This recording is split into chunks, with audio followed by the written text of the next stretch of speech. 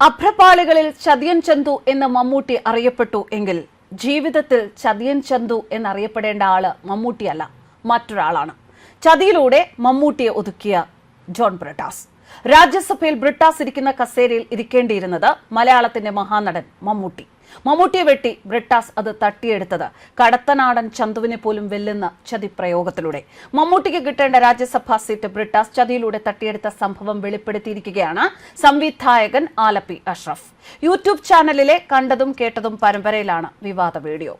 Mammootty Rajya Sabha MP ആവാൻ മുഖ്യമന്ത്രി പിണറായി വിജയൻ ഏറെ ആഗ്രഹിച്ചിരുന്നു എന്നും അതില്ലാതാക്കിയത് ചിലരുടെ ഗൂഢാലോചനയാണ് എന്നും ആരോപിച്ച് നടനും സംവിധായകനുമായ ആലപ്പി അഷ്റഫ് തന്റെ യൂട്യൂബ് ചാനലായ കണ്ടതും കേട്ടതും ആലപ്പി അഷ്റഫ് കണ്ടതും കേട്ടതും പങ്കുവച്ച വീഡിയോയിലാണ് അദ്ദേഹം ഈ വെളിപ്പെടുത്തൽ നടത്തിയിരിക്കുന്നത്.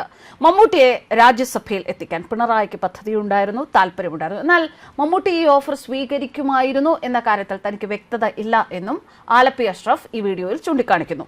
കൈരളി ചാനലിന്റെ ചെയർമാൻ കൂടിയായ നടൻ മമ്മൂട്ടി ഇടതുപക്ഷ സഹയാത്രികനായിരുന്നു. പക്ഷേ തന്റെ രാഷ്ട്രീയ നിലപാടുകൾ ഒരിടത്തും അദ്ദേഹം വെളിപ്പെടുത്തിയിട്ടില്ല. ചുരുക്കം ചില സൂപ്പർ താരങ്ങളിൽ ഒരാൾ കൂടിയായിരുന്നു നടൻ മമ്മൂട്ടി. മമ്മൂട്ടി ചെയ്യുന്ന ചാരിറ്റി പ്രവർത്തനങ്ങളെ കുറിച്ചൊക്കെ നമുക്കെല്ലാം അറിയാവുന്നതാണല്ലോ.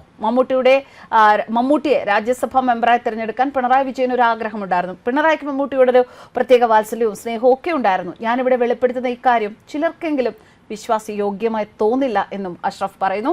എന്നാൽ സത്യത്തെ സ്വർണ്ണപാത്രം കൊണ്ട് മൂടിയാലും ഒരു നാൾ അത് മറനീക്കി പുറത്തുവരും എന്നാണ് ആലപ്പി അഷ്റഫ് പറയുന്നത്. സംഭവം ഇങ്ങനെയാണ്. മമ്മൂട്ടിയെ രാജ്യസഭാംഗമാക്കാൻ മുഖ്യമന്ത്രി പിണറായി വിജയൻ തീരുമാനിച്ചത് മനസ്സിലാക്കിയ ജോൺ ബ്രിട്ടാസ് ആണ് ചതിപ്രയോഗം നടത്തിയത്. കൈരളി പാർട്ടി ചാനൽ കോട്ടയിലുള്ള രാജ്യസഭാ സീറ്റ് ചെയർമാൻ മമ്മൂട്ടിക്ക് കിട്ടുന്നത് MD ബ്രിട്ടാസിന് സഹിക്കാൻ പറ്റുന്നതായിരുന്നില്ല. പിണറായി പങ്കെടുത്ത കൈരളി യോഗത്തിൽ മമ്മൂട്ടിക്കെതിരെ ബ്രിട്ടാസിന്റെ കിങ്കരന്മാർ വിമർശനം നടത്തിയെങ്കിലും ഒരു ഫലവും ഉണ്ടായില്ല. ഇരേട അവിടെ എന്നാണ് പിണറായി ആക്രോശിച്ചത്. പിണറായി മമ്മൂട്ടി വിരോധികളെ അങ്ങനെ അടിച്ചിരുത്തി. അതിനുശേഷമായിരുന്നു ബ്രിട്ടാസിന്റെ കൊടും ചതി പ്രയോഗം. മുഖ്യമന്ത്രിയുടെ ഓഫീസിൽ മാധ്യമ ഉപദേഷ്ടാവായി പ്രവർത്തിച്ചിരുന്നത് ബ്രിട്ടാസിന് ചതി നടത്താൻ സൗകര്യമായി. സർക്കാരിന്റെ ചില നിലപാടുകളിൽ മമ്മൂട്ടിക്ക് വിയോജിപ്പുണ്ടായിരുന്നത് ബ്രിട്ടാസ് തുറുപ്പുചീട്ടാക്കി. ബ്രിട്ടാസുമായി ഫോണിൽ സംസാരിക്കവേ പാവം മമ്മൂട്ടി മനസ്സ് തുറന്നു. മുഖ്യമന്ത്രിയെ കുറ്റപ്പെടുത്തി. സ്പീക്കർ ഫോണിൽ സംഭാഷണം മുഖ്യമന്ത്രി കേൾക്കുന്നുണ്ട് എന്ന കാര്യം മമ്മൂട്ടി അറിഞ്ഞില്ല.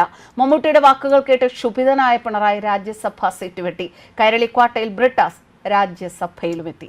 ഉറപ്പിച്ചിരുന്ന രാജ്യസഭാ സീറ്റ് നഷ്ടമായതിനെക്കുറിച്ച് മമ്മൂട്ടി രഹസ്യമായി അന്വേഷിച്ചു. കാരണമറിഞ്ഞ റിയാസ് അക്കാര്യം മമ്മൂട്ടിയെ അറിയിച്ചു. ഇക്കാര്യം പുറത്തുവിട്ട ആലപ്പി അഷ്റഫ് വലിയ വിവാദത്തിനാണ് തിരികൊളുത്തിയത്. മമ്മൂട്ടി ഫാൻസുകാർ ആലപ്പി അഷ്റഫിന്റെ വീഡിയോയ്ക്ക് കീഴിൽ ബ്രിട്ടാസിന് പൊങ്കാലിടുകയാണ്.